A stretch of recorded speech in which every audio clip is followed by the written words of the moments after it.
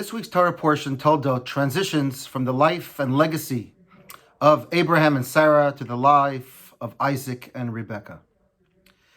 I've often wondered, why is it that the Jewish people have patriarchs and matriarchs in the plural? Why do we have multiple fathers and mothers? How many fathers and mothers does anyone have? It's a biological impossibility to have more than one of each. Why do the Jewish people have 3 fathers, 4 mothers? If Abraham and Sarah were the first, they are a father and they are a mother, and everyone else comes after them. Why is Isaac also called a father? Why is he also a patriarch? Why is Rebekah a matriarch? And so on and so forth. Even more curious, the Talmud in the Tractate of Shabbat tells us that when the Messiah will come in the future, the primary patriarch of the Jewish people will be not Abraham, not Jacob, but Isaac, the most mysterious of the 3. Abraham we know a lot about. His name and legacy occupy a major part of the beginning of the book of Genesis. Jacob, he personifies the endurance and the miracle of the Jewish people, where he builds a family of 12 tribes, and he occupies the entire latter half of the book of Genesis. It is only Isaac who is the longest lived of the 3 patriarchs, yet we know the least about him. We know so little about his life. The Torah actually conceals much of the events that transpired in his life. And yet, the patriarch in the middle, Isaac, who we know the least about, and the Talmud tells us will be the primary patriarch of the Jewish people. How are we to understand this? My friends, the answer is that while Abraham was a great pioneer, and while Jacob was the great architect of the Jewish people, it is Isaac who most personifies the miracle and the power of the legacy of Judaism.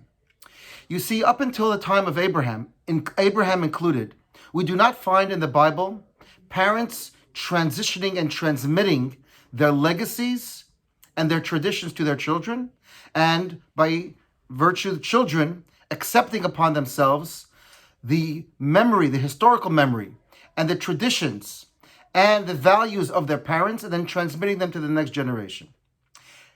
The miracle and the enduring power of Judaism is the idea of transmitting history, culture, knowledge, and Torah, most importantly, from the past through the present to the future. The most important task of a parent, of an Abba or an Ima, or father and mother, is to be able to be that link in a chain that connects the future to the past and the past to the future. And no one did that better than Yitzchak. You see, Abraham, his father was no great rabbi. Terach was an idol worshiper of great renown, and Avram had to start from the very beginning. He was a great pioneer, a firebrand, and an original. However, like many great revolutionaries and revolutions, once they are no longer present in the system, in the revolution, it fades. We are told that once Abraham and Sarah passed on, the great transformation that they had started began to wane and eventually dissipated. It was Isaac, Yitzchak, who most excelled, as we read in this week's Torah portion, that the name Toldot, which means generations, is the essence at the heart of what it means to be a Jew. Isaac was able to take from his father and his mother and transmit it to the next generation of Jacob. In other words, Isaac is the link that connects Abraham and Sarah to Jacob and Rachel and Leah. Isaac is the father and Rebekah the mother who begin the process of creating a transmission in Judaism that it is at the heart is so integral to the survival of who we are as a people, that we have a past and we have a future, and without it we are nothing. This is why the name of this week's Torah portion is so powerful and so relevant. It is called Toldot. You know that we had a Torah portion several weeks ago that also could have been called Toldot. The second portion of Genesis begins exactly the same way as ours.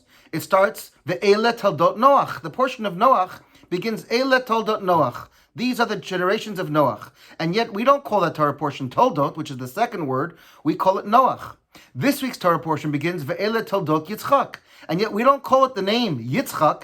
Noach gets a Torah portion. Isaac doesn't get one. The first one we call Noach. The second one we call Toldot. Why is that? The answer is that Rashi answers it right on cue. By Noach, he says, the generation of Noach is referring to Noach himself, that the generations and the offspring of a truly righteous person are their good deeds. In other words, what Rashi is telling us is that Noach, and in the times of Noach, including Avraham, the great legacy that they left was their own. We do not find generations of Noach. We don't find generations of his contemporaries who were able to pass on successfully their legacy, their traditions, their history, and their knowledge to the next generation. Noach was a universe unto himself. His acts of goodness and kindness, his great deeds, the fact that he was a tzaddik, that was his Toldot, that was his generation. Yitzchak, on the other hand, we read Ela Tod Yitzchak ben Avraham, Avraham holidit Yitzchak. These are the generations of Isaac, the son of Abraham. Abraham was the father of Isaac. What is so beautiful here is that we call it Toldot, not Yitzchak, because the portion is not about Yitzchak. It's about his ability to successfully bring together two worlds, the past and the future. He was the first to recognize that to be a Jew means to understand where we come from and where we are going. His father was Abraham, and he was his son, and then therefore that makes him the father of the next generation, and he has to be able to transmit the legacy of Abraham to the next generation, to the future of Jacob. Yitzchak, Isaac, is the conduit.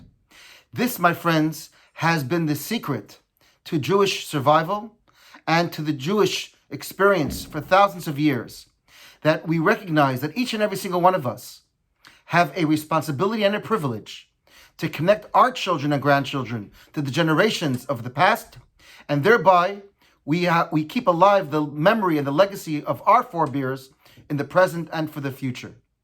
Now we understand why the Jewish people have multiple fathers and mothers, because you see each and every single one of them contributed a unique contribution and aspect to what it means to be a father and a mother. Avram and Sarah, of course, were the first father and mothers. However, their contribution was to create a beginning. But in order for that to continue, they needed someone, a unique individual who would be the first in human and Jewish history to recognize that I am somebody's child. They are my father, they are my mother. I am their child, and therefore I must absorb everything from them. They are my everything, and through them I live, and then I am able to incorporate and transmit those values with my own, and then bring that to the next generation following me. Isaac was the first one to do that. We do not find, as I mentioned, other generations. Noach's children did not carry on his legacy. As a matter of fact, they actually shamed him. Isaac was the first one who had pride in his father. Abraham couldn't. His father came from a different world and rejected Abraham's entire worldview. Isaac was the first one who had such love and such appreciation for who his father and mother were, that therefore when someone asked him, "Who are you?" "I am Toldot. I am a generation. I am their offspring. I am their child. Because now I have the ability to take everything who they were and create a legacy, a lasting legacy for them into the future." Jacob personifies endurance, resilience. Where does he get it from? He gets it from his father. This, my friends, is why we have 3 fathers and 4 mothers, because at the top of the pyramid of the Jewish experience, we needed 3 different types of personalities, 3 different types of contributions. We needed a pioneer, we needed a conduit, and we needed resilience. We have, through Abraham and Sarah, the beginnings of a revolution, but without the pragmatism of Isaac, and Rebecca, without their ability to see themselves as a link in a chain, that they don't live for themselves. They are generations, they are Toldot. Of course they are great and righteous people in their own right. But whereas all the generations that came before them, Noach included, Abraham included, were tzaddikim because of their actions, Noach, Abraham lived in a world of the past. Isaac recognized that Judaism is going to have to create a new type of revolution. It's not enough just to be a tzaddik. It's not enough just to be a righteous person. We have to be able to merge the past and the future and bring them into the present together. This is the extraordinary contribution of Judaism, and the architect of it was Isaac and Rebekah. Hence the name of the portion, Toldot, generations. This is the Jewish story beginning with a new type of patriarch, a new type of father, the life of Isaac and our mother, Rebekah. Shabbat Shalom.